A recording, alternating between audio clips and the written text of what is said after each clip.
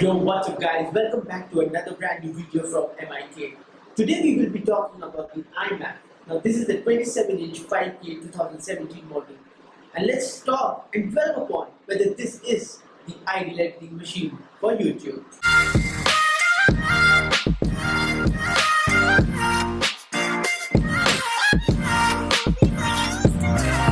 So, if you're a YouTuber or even if you're choosing to go the YouTube journey, you will need an editing machine.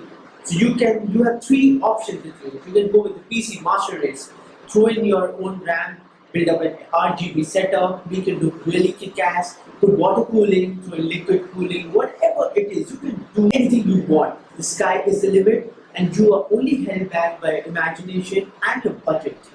Big companies like Corsair, Asus are really throwing into the RGB lights, and I think that looks really cool. But then comes in the Hackintosh. Now Hackintosh is the best of both worlds. You get the Windows PC Master Race, marry it with the reliability of the Mac OS, and you have got something of a win-win situation. But then again, you got to be sticking around with very few components. You have to choose it with Intel. You cannot go in with AMD. You need to have the proper graphic cards because that's what the Mac OS will read on. And you cannot just go in from any channel RAM, you cannot throw in 3200 MHz RAM or anything. There are particular specifications for all of them.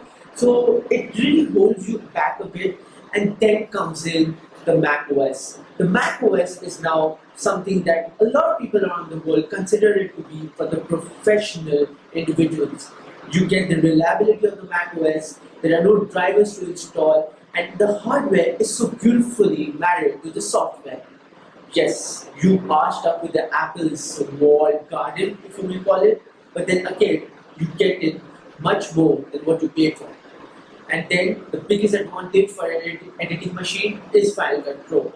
Now that's quite a debatable topic which we will debate in a later date between Adobe Premiere Pro versus FCPX. But today, let's stick to this bad boy. So I'll just unbox the system and get them down to the specs and what it has to offer. We're used to it.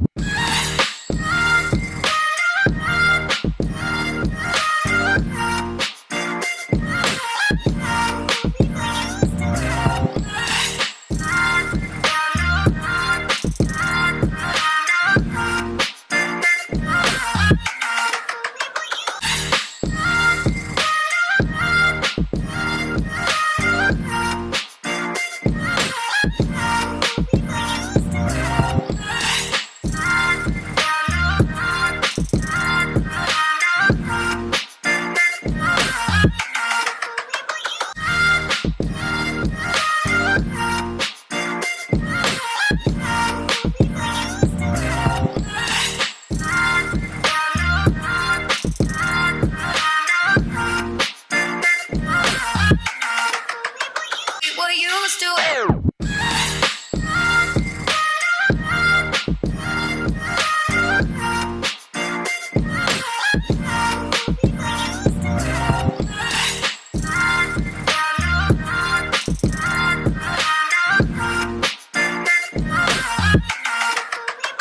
We're used to it.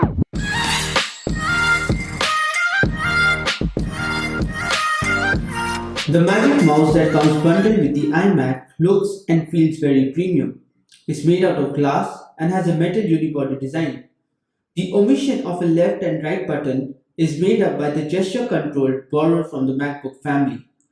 The low profile is something which I dislike and it gets really uncomfortable for long hours of video editing. Also, the lightning port is located on the underside of the mouse. Hence, if your mouse dies midway during a session, there is no way to charge and use it. The Magic Keyboard 2 too has a very small profile and has the exact same footprint of the MacBook Air 13-inch model. This is without the num keys and I think it fits into the work profile really well with all the shortcuts being within the function keys and really being comfortable to use. The keys have a very pleasant travel to it and it is quite comfortable for most tasks being carried out. Now with a display so gorgeous, you will obviously be using this display for your media consumption as well. So let's find out how do the speakers stack up Or do you really need to buy external speakers for this?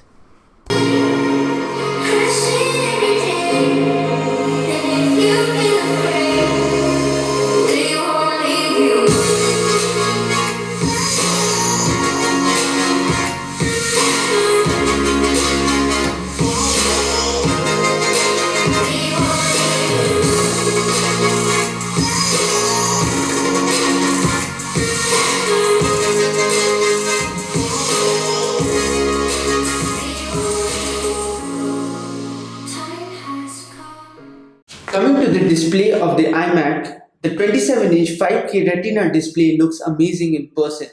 The colors are vivid and represent 99% of the white color gamut. Color reproduction is very accurate and web pages look like eye candy on this display. Being a 5K resolution display, the screen real estate present is a lot, even for demanding professionals. Timelines in applications like Final Cut Pro, Adobe After Effects, and Audacity fit in perfectly well to get in with the project. So now for my final verdict. The iMac is an amazing machine. For editing and productivity needs, it really does the work. If you're someone who's looking only for a productivity machine, this is a machine to settle for.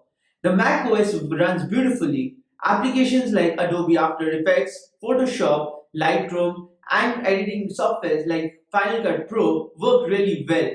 They work really well with the hardware considering that the hardware is not top of the line. This model has 8 GB of RAM and an iCore 5 processor and also 4 GB of VRAM. Half of the VRAM will be dedicated to the resolution output on this bad boy. Also considering the fact that this is a 5K monitor. A 4K monitor from LG or Samsung from one of the mid-range or the top of the line model will set you back somewhere around 45 to 70,000 rupees in Indian money. I think if you're really looking for the ideal editing machine, this is the workhorse to go for. Also for all you gamers out there who want to move on from the PC master race and PC in your setup, then also you can consider this. Considering the fact that external graphic cards are now supported on the Mac OS High Sierra, also considering that Nvidia is bringing their Nvidia Go cloud computing services where you can use a graphic card in the cloud on your Mac OS for a monthly subscription fees. I think all you gamers out there would be ready to shell out that kind of money. So thank you guys for watching another new video. This is Mohnish. I'm signing out from m.i.k. Like this video, subscribe to my channel. It helps me in more ways than one. And I'll see you in the next one. Until then, break free.